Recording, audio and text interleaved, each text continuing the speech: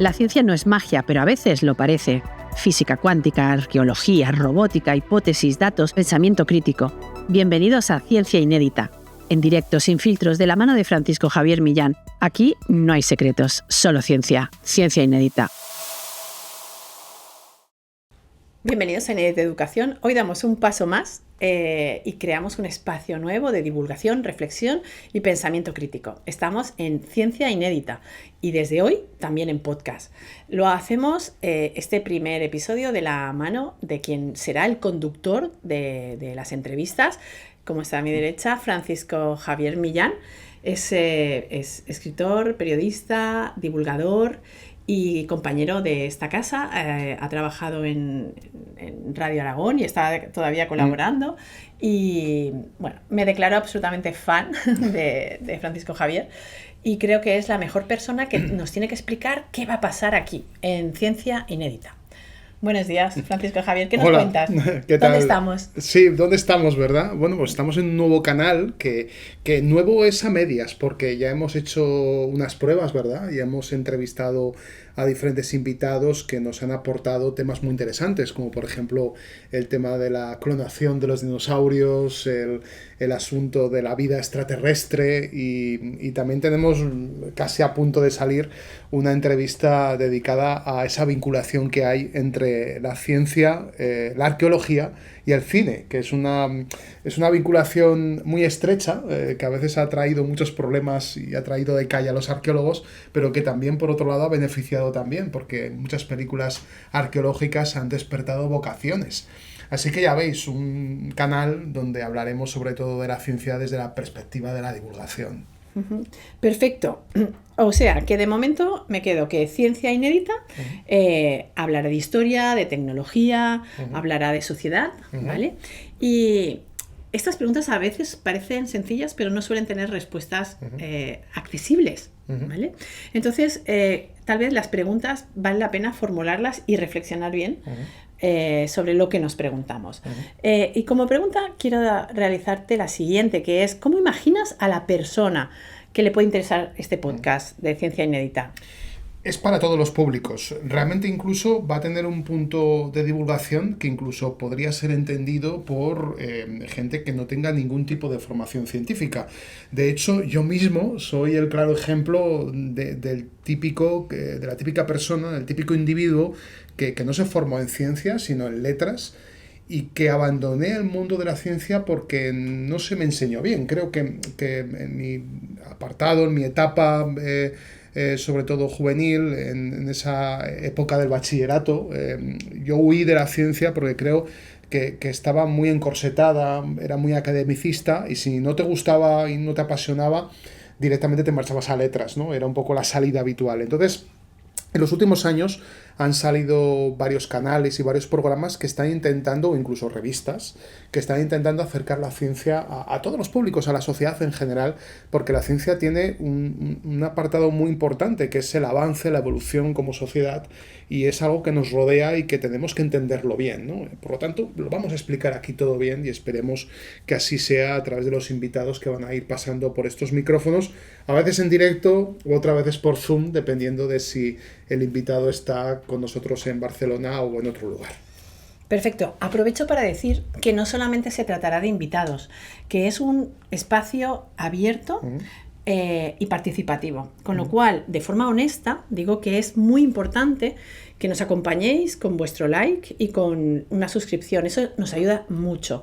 Prometemos no molestar. Prometemos, eso sí, escucharos siempre e intentar traer a la sección los temas que vosotros creáis que puedan ser interesantes, o las personas que consideréis que tienen que sentarse aquí, donde estoy hoy, de forma excepcional.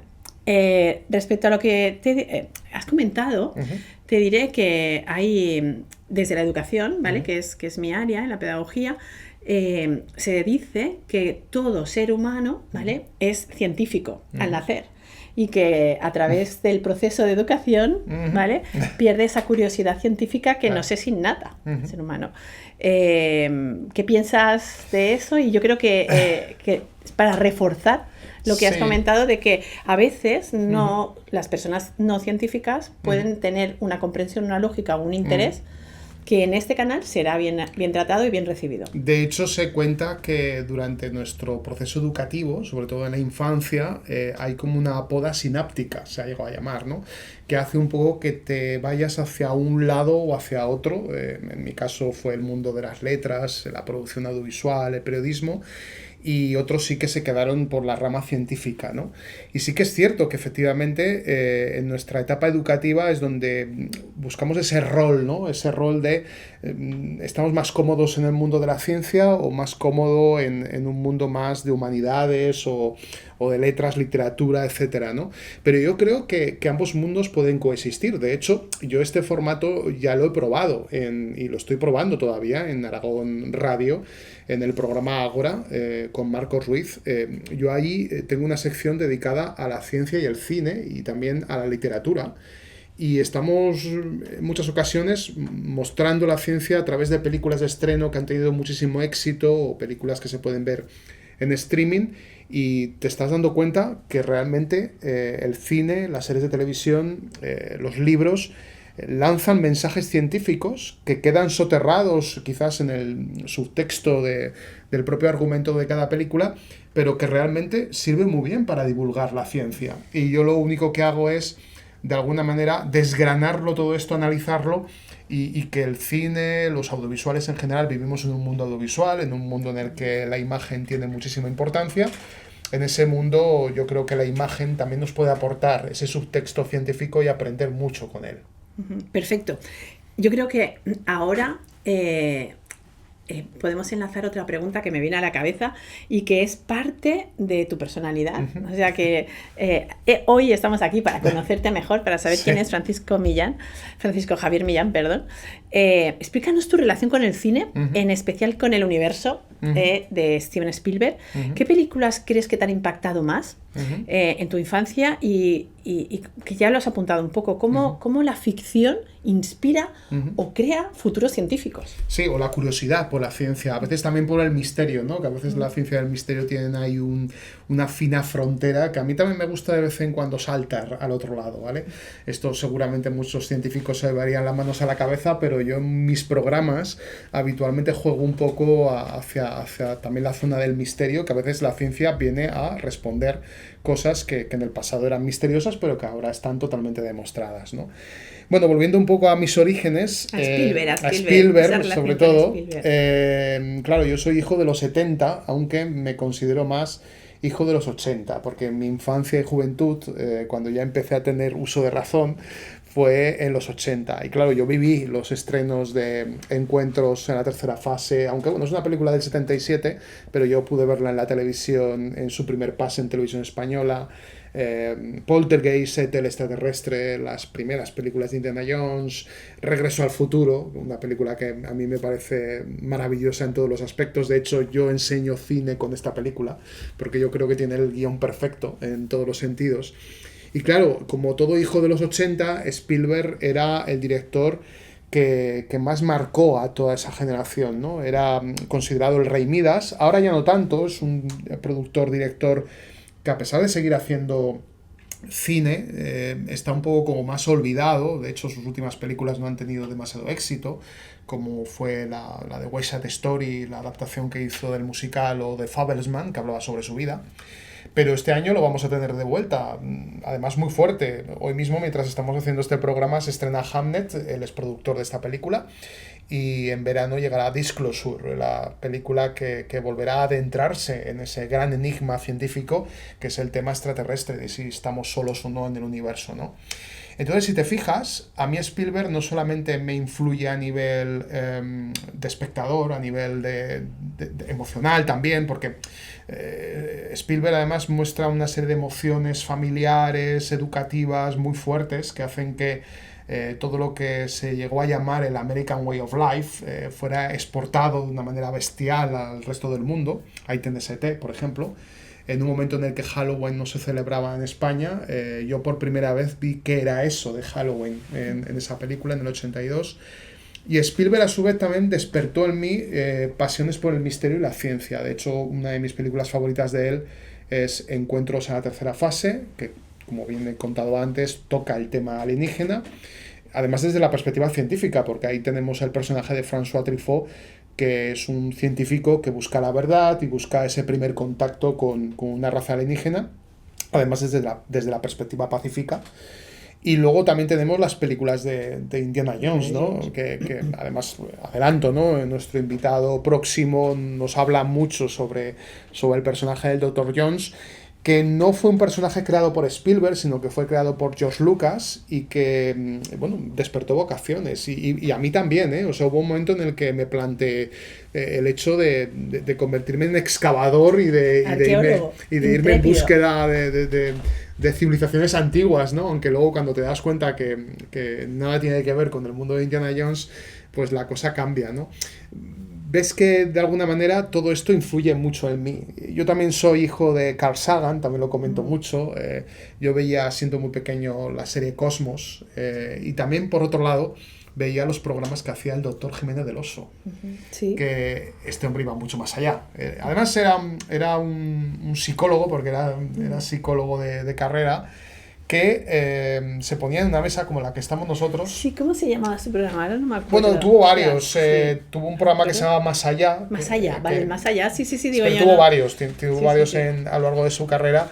Y yo recuerdo estar en casa de mis abuelos, mis padres me dejaban ahí pues viendo la tele, jugando, y me quedaba totalmente alucinado de todo lo que contaba sobre Marte, sobre las pistas de Nazca, sobre las pirámides. Y sí que tiene un punto muy de misterio, porque él iba más allá, ¿no? Él siempre vinculaba todo con lo paranormal o con lo extraterrestre, pero también despertaba mucho a los niños de esa época la pasión por la ciencia, ¿no? O sea, fíjate qué caldo de cultivo tan interesante, ¿no? Sí. Spielberg, Jiménez del Oso, Carl Sagan, es una mezcla explosiva en todos los sentidos.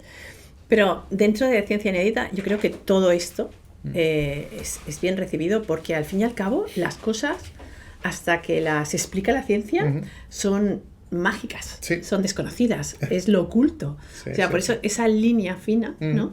De entre lo mágico y lo científico, que todo en algún momento ha sido mágico y todo deja de serlo cuando la ciencia da una explicación. Hay una película que lo cuentas tú muy bien, que es Excalibur, de John Boorman, de principios de los 80, cuando Arturo monta la tabla redonda, Camelot, esa ciudad mágica, pero a la vez también muy científica, porque él invita a los mejores científicos a estar allí trabajando, ¿no? A los alquimistas, a esos químicos originales.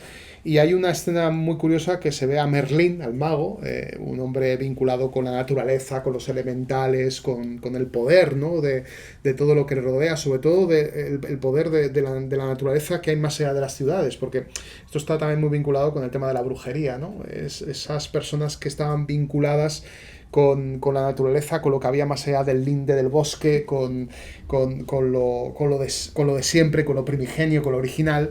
Y Merlín, que va allí a Camelot y ve que Arturo lo ha llenado todo de científicos, llega a decir, me voy a quedar sin empleo. O sea, ya la ciencia va a explicar todo lo que yo controlaba hasta ahora y que me convertía en un auténtico demiurgo para la gente que no controlaba esto. Y ahora él se da cuenta que la ciencia va a dar un paso más allá y que va a desterrarle. Y es lo que ocurre al final. Al final él se convierte en piedra. La magia desaparece. Bueno, hablando de qué posibles temas podíamos tocar o desarrollar aquí en Ciencia Inédita, yo invito a la audiencia a que a través de nos digan, a través del chat, ¿no? Nos digan qué temas creen que pueden ser de su interés. Yo tampoco tengo formación científica, o podríamos decir ahora ciencias sociales, si la pedagogía es la ciencia de la educación, pero realmente, como desde ese punto también tengo mis inquietudes, ¿vale? Y las comparto, ¿vale? Invitando a que la audiencia, aparte de que hacer like, por favor, suscribiros, que no molestamos, compartáis qué curiosidades o qué os gustaría que se resolvieran, o acercaros. A veces puede ser que solamente un acercamiento, ¿vale? Te puede resolver dudas o te puede inspirar a comprender campos que a veces pensamos que ni siquiera pensamos en ellos porque nos resultan ajenos, ¿no? En mi caso, yo estoy, y bueno, ya lo sabéis, con el tema de las neurociencias, ¿vale? Y porque para mí realmente existen preguntas como que cómo la tecnología afecta a la atención, a la memoria y diría más, al desarrollo de expectativas emocionales. Y eso es una reflexión mía propia de mi propia relación con la actual inteligencia artificial, con la que estoy trabajando cada día y realmente empiezo a estar preocupada por mí misma, porque dependo mucho, pero cada vez las preguntas son como de otros aspectos, no solamente a nivel periodístico, de redacción, de estructuración, ¿sabes? Sino que ya a veces pregunto cosas que digo, uy, tal vez esto empieza a ser una relación no sana, ¿vale? Y, por ejemplo, otro ejemplo de que yo, sin ser científica, pues también hay cuestiones que son sociales o que son jurídicas y que podrían estar dentro de lo que es la bioética, ¿no? El campo de la bioética me encanta, llevo meses detrás de algunas entrevistas con especialistas porque hay una disparidad, y eso es una pregunta, entre lo científico y lo social. Porque hay una disparidad, por ejemplo, ética. En este caso, por ejemplo, la ciencia considera que hay vida después de la fecundación a los 7 días. O sea, ya hay vida. No se puede experimentar con células que han sido, porque se consideran, 7 días después de la fecundación. Sin embargo, la justicia, la política, da hasta 20 semanas para concederle, pues, vida a ese feto. Esto es un ejemplo de estas diferencias entre lo que es meramente científico y lo que urge a hablar entre la sociedad. No está tan alejado, ¿sabes? Lo que pasa es que a veces, ¿no? Tal vez la forma de hablar no nos llegamos a conectar, pero bueno, no sé si has entendido la pregunta, es muy compleja. Sí, has abierto varios melones. Sí, he abierto melones de temas y de cómo tratarlo y de que hay temas científicos que están entre nosotros que no percibimos como científicos y sí como éticos o jurídicos. De hecho, de la neurociencia y de cómo afecta la tecnología a las emociones es un tema que me interesa y que a la vez me preocupa mucho. A ver, la preocupación por la inteligencia artificial es notable en mí, porque bueno, yo provengo del mundo de la escritura y del audiovisual y veo que hay gente sin ningún tipo de preparación que está manejando muy bien los prompts de varias inteligencias artificiales y están haciendo pequeños cortometrajes o incluso lanzando pequeñas novelas o pequeños relatos escritos solamente por la inteligencia artificial.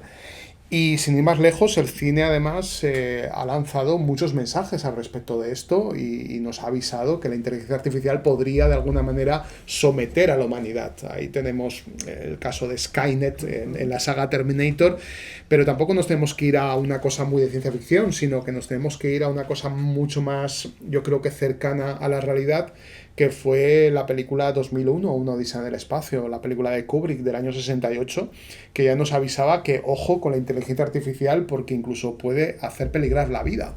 Y ahí tenemos al HAL 9000, al ordenador central de la Discovery, que era una inteligencia artificial que, si no se cumplían los parámetros sobre los cuales la inteligencia se había programado, podía perfectamente asesinar a los diferentes astronautas dentro de esa nave, ¿no? Por lo tanto, la neurociencia y la inteligencia artificial van a estar muy presentes. Me gustaría incluso, además, al hilo de lo que has comentado de la bioética, hacer un especial ahora que se va a cumplir el 275 aniversario de la muerte de Mary Shelley.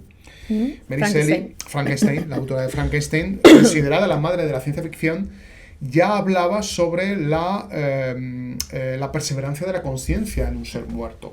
En un ser que bueno, Frankenstein, el doctor Frankenstein, de diferentes trozos monta una nueva criatura, ¿no? ¿Se guarda la consciencia o va a ser una nueva criatura? ¿De dónde viene la consciencia? ¿Nos conectamos cuando esa vida se produce, como se dice, en el feto, o luego más adelante nos conectamos a algo? Hay muchos estudios al respecto de esto, algunos incluso suenan a ciencia ficción, pero yo creo que son súper apasionantes y que, fíjate, ya Mary Shelley hace 275 años ya se lo planteaba, así que yo creo que va a ser un canal muy interesante donde hablaremos de temas muy dispares, algunos más lejanos que otros, pero vamos a intentar que sean útiles para la sociedad, ¿no?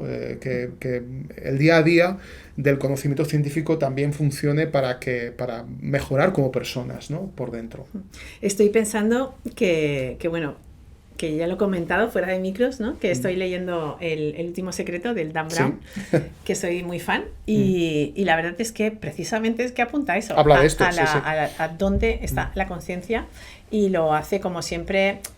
Hay una fina línea entre la ficción y lo científico, ¿vale? Entre que usa agencias y experimentos, Sí. los data, los informa, que están pasando, que están ocurriendo, y con ese toque de, ¿sabes? De novela policíaca, De aventura, sí. Esta vez pasa en Praga, no digo nada más, pero bueno, engancha muchísimo y la verdad es que es una reflexión que yo creo que, dado este libro, que es lo que hablamos, la ficción, en este caso, que acabará en el cine, seguro. No sé si volverá a ser Tom Hanks el protagonista, pero realmente es la ficción la que mueve o la que da voz a investigaciones científicas reales que a lo mejor...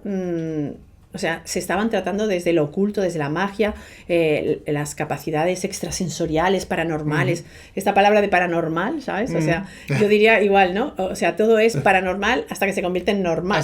Exacto. ¿Vale? Pues es un poco que, bueno, viene dado por la ficción, viene dado por, en este caso, escrita, pero podía ser perfectamente el guión de una película. Y fíjate, no he leído la nueva novela de Dan Brown, pero ya sé por dónde van los tiros, porque al ser Praga, tocará el tema del golem. Total. Que los judíos de Praga utilizaban algo parecido a lo de Frankenstein, creaban una figura del barro y le dotaban de conciencia. Así que yo creo que Dan Brown también va por ahí y ojalá lo pudiéramos entrevistar algún día, pero yo creo que podríamos tocar el tema que aborda en su novela. Y seguramente invitaremos a algún experto para que nos hable sobre eso que comentaba yo antes, ¿no? El hecho de cuándo conectamos con la conciencia, ¿no? Cuándo se produce ese momento en el cual somos lo que somos por dentro, el individuo, ¿no? Y el individuo desaparece cuando nos vamos de este mundo, cuando abandonamos esta carcasa. Ese es el gran enigma también. Sí. Va por ahí, ¿eh? De hecho, una cosa está unida con la otra. Pero bien, en esta línea, ¿qué crees? ¿Qué temas científicos crees que son tendencia actualmente y que es urgente hablar de ellos aquí, en Ciencia Inédita? Recordamos que estamos en un nuevo espacio de Ciencia Inédita y que bueno, ¿qué temas crees que ya sé que estás siempre investigando, nos puedes proponer o nos puedes dar un poquito de luz que podemos tratar aquí en el programa? Sí, me gustaría tratar el tema de la robótica, también al hilo de lo que decíamos antes de Mary Shelley, el tema de la inteligencia artificial.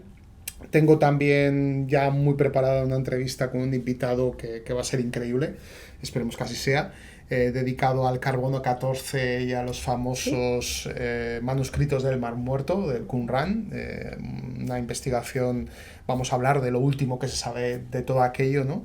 Que bueno, los manuscritos trajeron bastante cola porque, bueno, hablan de episodios bíblicos y considerados apócrifos, ¿no? Aquí tenemos un tema apasionante, sin duda, ¿no? Y volveremos al tema extraterrestre con toda probabilidad. El año pasado, el año que hemos abandonado, ha sido un año impresionante en este tema porque sigue habiendo muchas voces en Estados Unidos sobre ese disclosure, esa tendencia de que los gobiernos nos digan si realmente ocultan algo y luego también el Tracy Atlas, ¿no? El famoso cometa que ha traído de calle a muchos científicos como Avi Loeb, que es un astrofísico de Harvard, que está diciendo que lo que nos ha visitado y que está ya a punto de abandonar el sistema solar, pues podría tener un signo, una señal tecnológica, ¿no?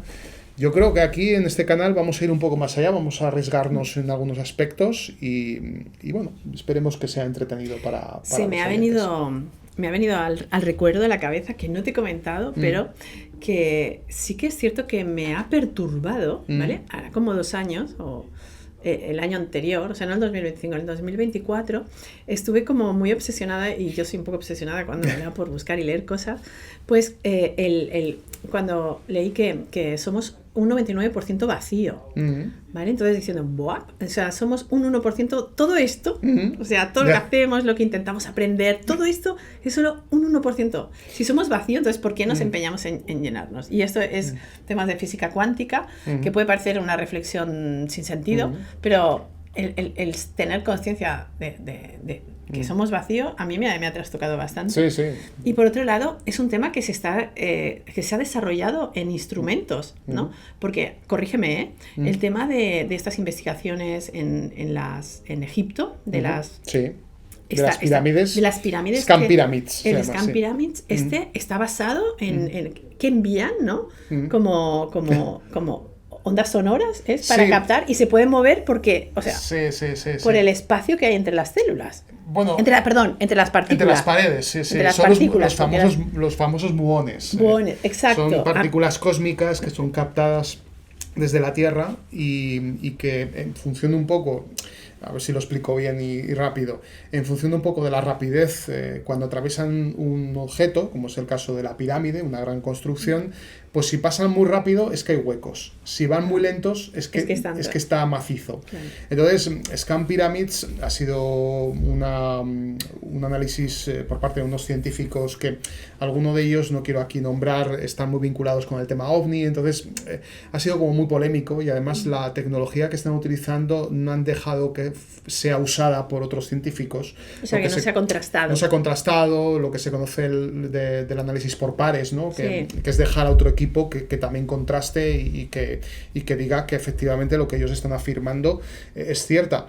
Además, la presentación de estas evidencias se hizo en un hotel, o sea, en un sitio no muy dado a... Lo normal es hacerlo en una universidad, en un sitio muy académico, pero en este caso lo hicieron en un hotel. Fue todo como demasiado liberal, ¿no? En ese sentido. Y luego lo que llegaron a decir es que debajo de la pirámide había como unas columnas gigantescas, toda una ciudad subterránea, que podría, y os han sugerido que aquello podría ser un antiguo generador eléctrico o algo que ya no funciona y que se ha perdido el conocimiento sobre aquello, y que vuelve a incidir en todo lo del tema de esa supuesta edad dorada, que hubo una civilización anterior a la nuestra que controlaba ya la tecnología, pero que quizás llegó a un punto en el que terminaron por destruirse y empezamos desde cero, y nosotros somos la civilización que viene después de esto, que los egipcios ya antiguos ya se encontraron las pirámides allí, es decir, que son mucho más antiguas de lo que cuentan. Esto ha traído de calle a muchos egiptólogos, arqueólogos, evidentemente toda la comunidad científica está en contra, pero aún siguen diciendo que efectivamente debajo de la pirámide hay algo que no nos quieren enseñar y que está ahí. A mí me parece algo alucinante, propio de una novela de Dan Brown o de una película de Roland Emmerich, el creador de Stargate, pero desde luego es muy sugerente. Y yo creo que las pirámides nos van a dar muchas sorpresas y estaremos al tanto, ¿no? Y aquí en Inédit intentaremos aclarar o arrojar luz, ¿no?, acerca de todo esto. Qué bien, qué bien. Bueno, es que me van surgiendo, conforme vas hablando, me van surgiendo nuevos temas que también podríamos hablar, porque las pirámides de la arquitectura, por ejemplo, porque ahí están habiendo unos proyectos a nivel humanidad en que se están haciendo nuevas ciudades con nuevas tecnologías, con casi podríamos decir con proyecciones faraónicas, recordando, o sea, el querer hacer construcciones que traspasen la propia humanidad. Y en el desierto, además. En el desierto, sí, son espectaculares, ¿vale? Que también, o sea, es algo que lo dejo caer ahí, que podemos tratar. Algo trataremos, sí. Y bueno, es solamente recordar otra vez que es un espacio participativo y abierto, que podemos no estar bien informados, pero aquí el error está bienvenido. O sea, el cometer errores, el que a lo mejor pues no pasa nada. Y no pasa nada para nosotros sin llevar a la gente. Evidentemente no hay ninguna intuición, es divulgar, intención. No hay ninguna intención de querer manipular o ni sentar cátedra, no, exacto, cátedra no, sino que es reflexión, es un debate abierto, participativo, y donde la audiencia, os recuerdo, sois los protagonistas junto a Francisco Javier, y que sois vosotros los que con vuestros likes, con vuestras suscripciones, pues vais a dirigir que esto salga adelante o que no, y que lo haremos pues como una pequeña familia inédita, que es lo que somos siempre. Y recordaros eso, que bueno, que nos pongáis en la descripción, por favor, pues qué personas o qué temas o qué dudas tenéis que a lo mejor podemos intentar resolver de forma colaborativa. Y yo creo que, bueno, estamos en un falso directo, hay que decir, ¿vale? Porque hemos tenido problemas con la internet y no hemos podido salir en directo. Pido disculpas a los que estabais conectados. Y bueno, hicimos un brainstorming con compañeros de redacción que siempre nos acompañan en los programas, en los podcasts, sean directos o sean diferidos, como es Rafa, como es Javier. Y ayer hicimos como, a ver, posibles preguntas que ellos no habían estado trabajando tanto en el guión, a lo mejor después del el guión, que les aparecía, ¿vale? Y entonces es lo más parecido a poder contar con vuestras preguntas, que esperamos, ¿vale?, que nos dejéis igualmente en la descripción y de este no directo. Algunas eran, por ejemplo, ciencia y poder, ¿vale? ¿Y por qué el papel del científico a veces es el malo de la película? Volviendo a hacer una comparativa con el mundo del cine y audiovisual. ¿Por qué pasa eso? El Mad Doctor, se ha llamado, la figura del Mad Doctor, que esto proviene sobre todo de... Bueno, en ET son malísimos. Sí, en ET los científicos incluso terminan... ¿En Avatar? En Avatar también, en ET, en el caso de ET, a la familia de Elliot la invaden, literalmente, o sea, se meten hasta en la cocina, ¿no?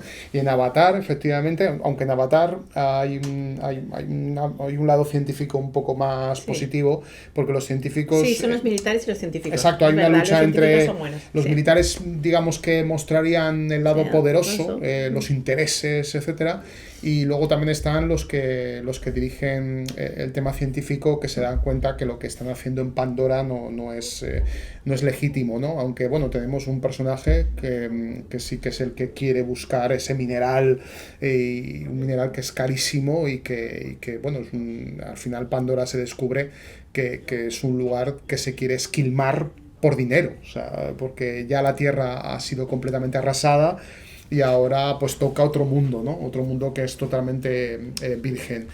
Sí, efectivamente, lo que comentas del poder es muy interesante porque, y lo del tema de la ciencia vista desde un lado negativo, porque siempre se ha creído, hay mucha gente, incluso en YouTube, ¿no? Ocurre, ¿no?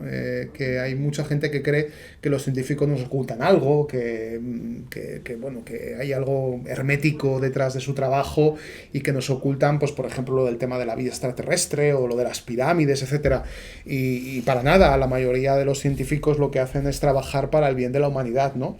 Y sí que es cierto que en ocasiones, esto nos lo ha demostrado la pandemia, la ciencia ha tenido mucho poder en lo que se decide, en lo que se hace, en si tenemos que estar o no encerrados en casa. Digamos que sí que ha tenido mucho poder en el pasado y lo seguirá teniendo. De hecho, mucha gente, muchos políticos, muchos dirigentes se agarran a lo que dicen los científicos, a sus directrices, a los expertos, aunque esta palabra también aquí en España está muy defenestrada por aquello que ocurrió, ¿no? Pero sí que es cierto que la ciencia nos ayuda a evolucionar como personas y como sociedad y está aquí para ser algo positivo, no oculto ni extraño, sino algo para que nosotros evolucionemos como sociedad y civilización.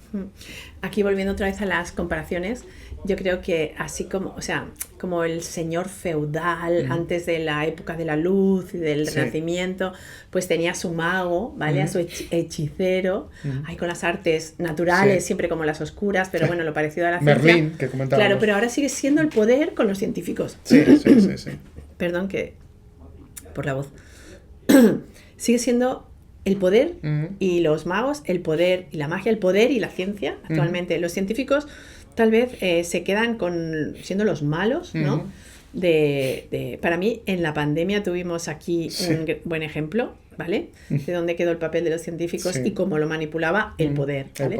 Pero sigue siendo el poder, es el que decide lo que trasciende y lo que utiliza y cómo utiliza. Mira, hay una película que me gusta mucho, que es Ágora, la de Alejandro Amenábar, Hipatia de Alejandría, esta mujer que es una de las científicas más célebres de la historia antigua.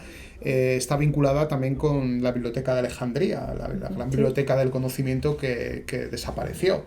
Y en la película Alejandro Amenábar te muestra como el poder en ese momento que iba escalando muy fuerte, que es el poder de la nueva religión, ¿no?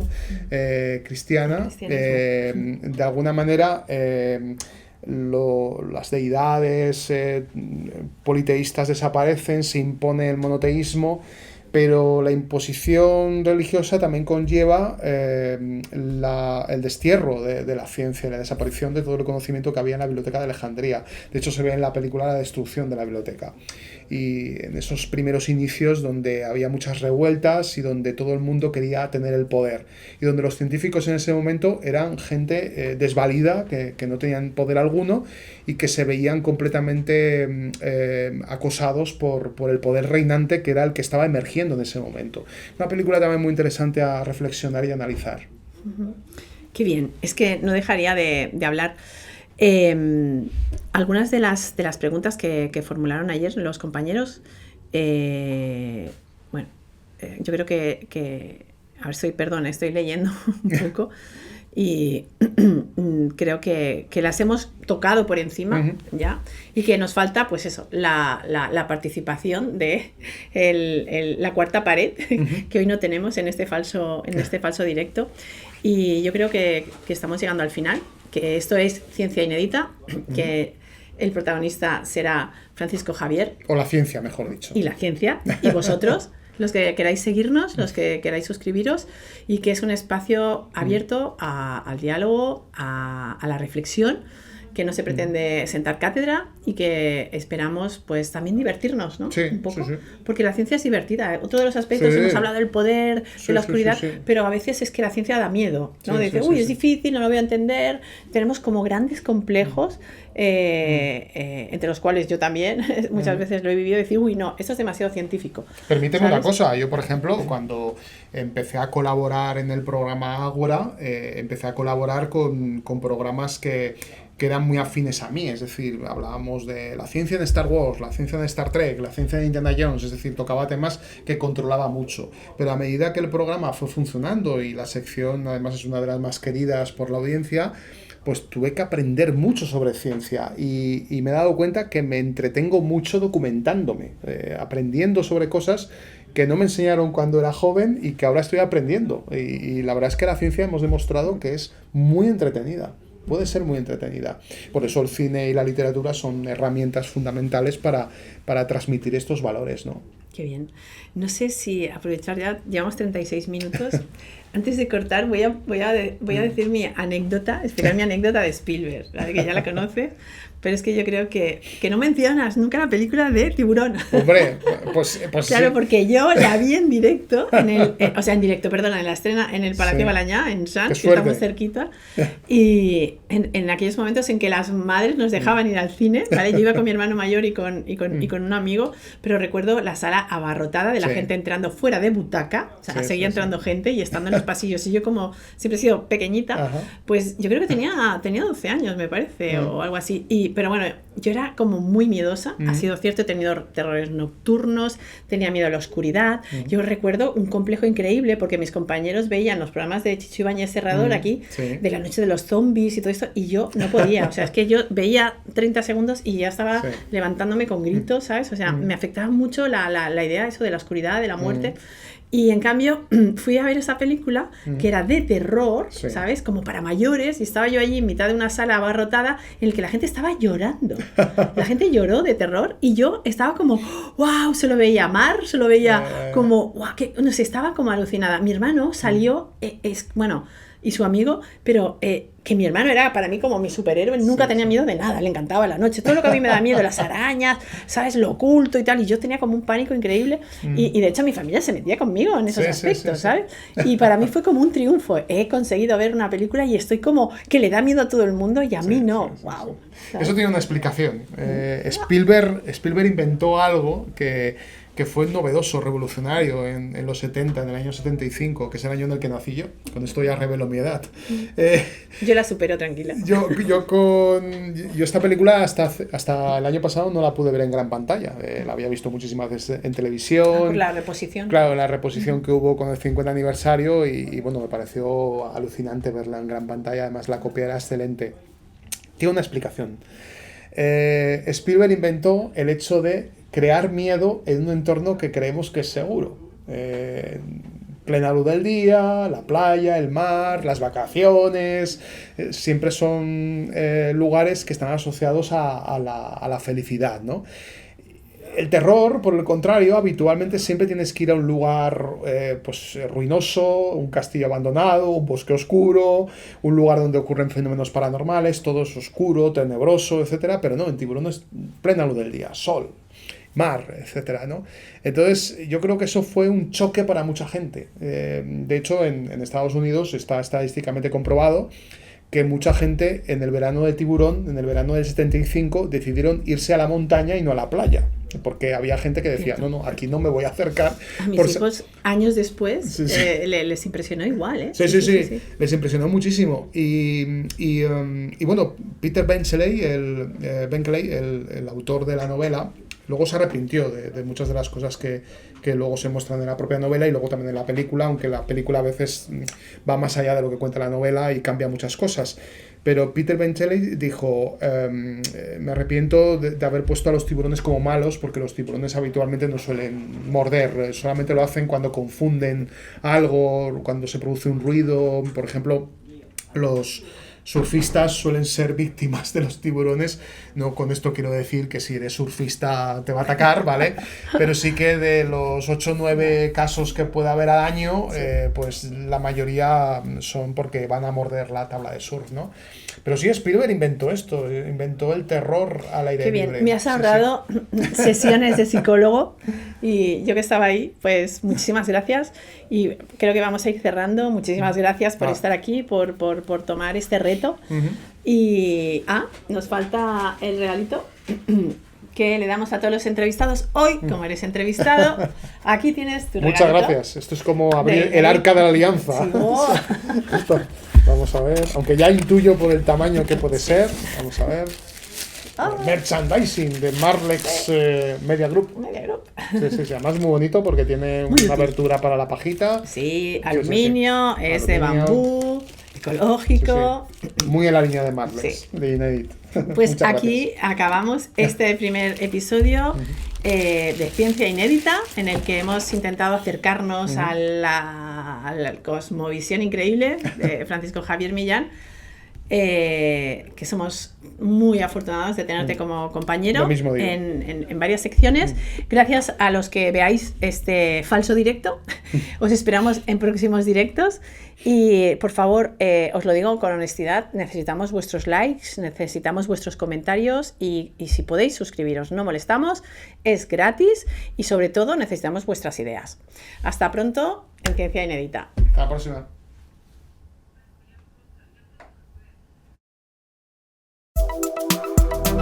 Gracias por haber llegado hasta el final de este vídeo. Nos preguntamos si existe algún tema que te gustaría conocer un poco más o a qué entrevistado te gustaría ver sentado aquí en este programa. Déjalo en los comentarios y si puedes, suscríbete. Es gratis y nos ayudas mucho. Hasta la próxima.